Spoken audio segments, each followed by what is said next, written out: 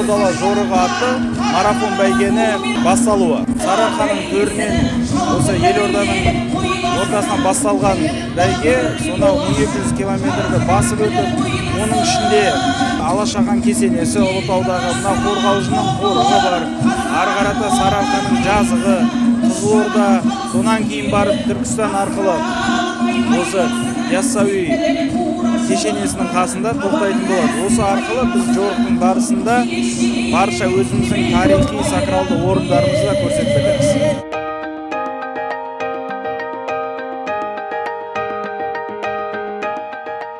Ер қанаты ат деген қазақ атам, атқа мінсем желменен қатар шабам деп бұйырса, Нұр-Сұлтан қаласының намысын қорғап, жігіттердің бәрі сақадай сай, бұйырса аттарымызға мініп, 1200 шақырымды бағындыруға дайынбыз.